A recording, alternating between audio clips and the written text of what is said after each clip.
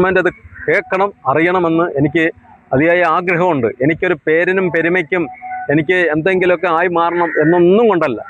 ഞാനൊരു ഭാരതീയനാണ്. ഞാനൊരു ഭാരതത്തെ അപാരമായി സ്നേഹിക്കുന്ന ഒരു വ്യക്തിയാണ്. അതുകൊണ്ടാണ് എനിക്ക് കാണാൻ കഴിഞ്ഞ, എൻ്റെ ഉള്ളിൽ എനിക്ക് കാണാൻ കഴിഞ്ഞ ചില അത്ഭുതകരമായ സത്യസന്ധമായ കാര്യങ്ങൾ.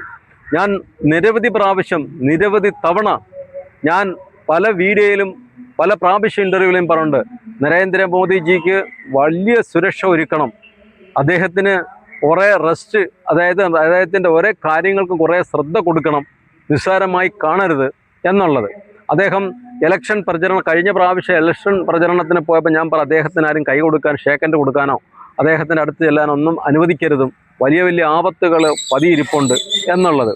പക്ഷേ ആരും അത് അദ്ദേഹത്തിൻ്റെ ചെവിയിലെത്തിക്കോ അല്ലെങ്കിൽ അദ്ദേഹത്തിൻ്റെ സുരക്ഷ നിർവഹിക്കുന്ന വ്യക്തികളുടെ ശ്രദ്ധയിലെത്തിക്കോ എന്ന് ഇതായിട്ട് നമുക്ക് ഇന്നും അറിയാൻ കഴിഞ്ഞില്ല.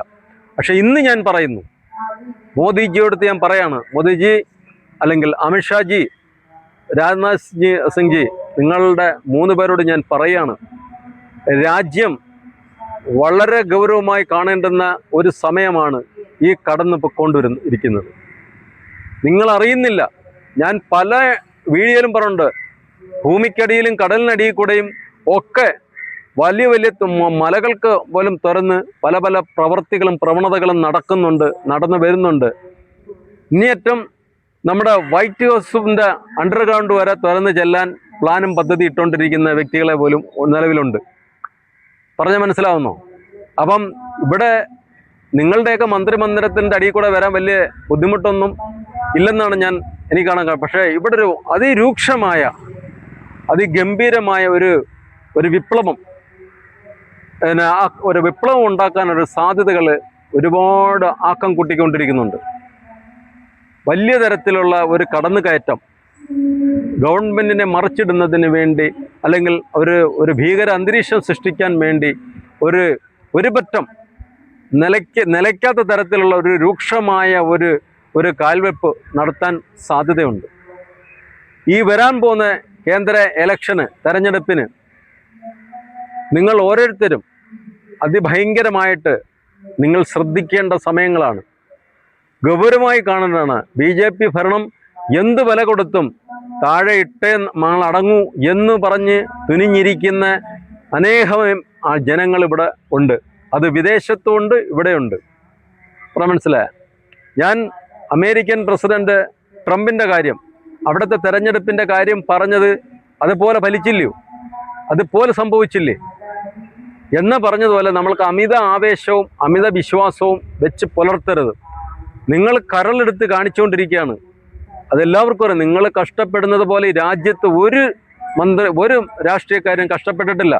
മറ്റ് പലർക്കും ഗുണങ്ങൾ ഉണ്ടാക്കി കൊടുക്കും. മറ്റ് പലതും ഇവിടെ നശിപ്പിക്കാനേ പലരും നോക്കിയിട്ടുള്ളൂ ഈ കാലം അത്രയും.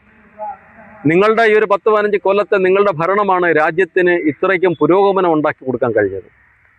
അത് വേണ്ട, അത് ഞങ്ങൾക്ക് വേണ്ട എന്ന് സാക്ഷിച്ച് നിൽക്കുന്ന ഒരു പറ്റം, 1-2 അല്ല, അതിന് പല എണ്ണിപ്പറയാൻ കുറേ രാജ്യങ്ങളുണ്ട് അതിനെ സപ്പോർട്ട് ചെയ്യുന്നത്.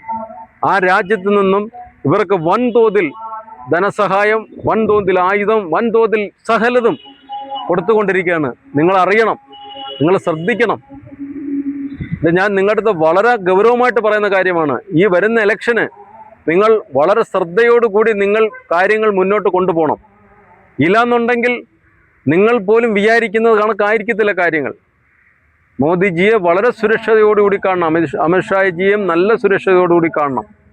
അങ്ങനെ പലരും ഉണ്ട്. നമ്മൾ വിചാരിക്കുന്നല്ല, ഇന്ത്യക്ക് പുറത്തുള്ളതിനേക്കാൾ വൻ വിനാശവും വിതയ്ക്കാൻ, വൻ വിനാശം ഉണ്ടാക്കാൻ ഈ ഇന്ത്യക്ക് ഉള്ളിൽ തന്നെ ജനങ്ങളുണ്ട്. അത് നമ്മൾ കണ്ടില്ലെന്ന് നടിക്കരുത്. അത് വളരെ ഗൗരവമായി കാര്യങ്ങൾ കാണേണ്ടതാണ്, വളരെ ഗൗരവമായി എടുക്കേണ്ടതാണ് കാര്യങ്ങൾ. ഈ വരുന്ന ഇലക്ഷന് ഞാൻ മുന്നറിയിപ്പ് തരികയാണ്. നിങ്ങൾ ശ്രദ്ധാപൂർവം നിങ്ങൾ നീങ്ങില്ല എന്നുണ്ടെങ്കിൽ ഏത് വില കൊടുത്തും അട്ടിമറിക്കാനും എങ്ങനെയും ഇതിനെ ചൂഷണം ചെയ്യാനും നല്ല കോടാനുകോടികൾ വാരി ഇറക്കാൻ പല രാജ്യങ്ങളും പല വ്യക്തികളും ഇവിടെ തമ്പടിക്കുന്നുണ്ട്. ഞാൻ ആരാ, എങ്ങനെ, ഏതാ എന്നൊന്നും നിങ്ങൾ ചോദിക്കാൻ അന്വേഷിക്കേണ്ട ആവശ്യമൊന്നുമില്ല. പക്ഷെ ഞാൻ ഇന്ന് വരെ ഈ ഇരിക്കുന്ന നിമിഷം വരെ ഏത് രാജ്യത്തിൻ്റെ അല്ലെങ്കിൽ ഏത് ആൾക്കാരുടെ കാര്യങ്ങൾ പറഞ്ഞിട്ടുണ്ടെങ്കിലും അത് ശരിയായി തന്നെ വന്നിട്ടുണ്ട്. ഇല്ലെങ്കിൽ നിങ്ങൾക്ക് ഓരോ എൻ്റെ സോഷ്യൽ മീഡിയയിലെ വീഡിയോകളെടുത്ത് നിങ്ങൾ പരിശോധിച്ച് നോക്ക്, നിങ്ങൾക്ക് മനസ്സിലാവും. ഇന്ന് കേന്ദ്രത്തിൽ ഭരിക്കുന്ന പല ഉന്നത വ്യക്തികളെയും ഉന്നം വെച്ച് പലരും റോന്തുകുറ്റുന്നുണ്ട്. മോദിജി എങ്ങനെയും ഞാൻ ചോദിക്കട്ടെ, പലരും ഈ മോദിജിയെ ആക്ഷേപിക്കുകയും പലരും എന്തിനാണ് ഒരു രാജ്യം ഭരിക്കുന്ന ഒരു മുഖ്യമന്ത്രി ആക്ഷേപിക്കേണ്ട കാര്യം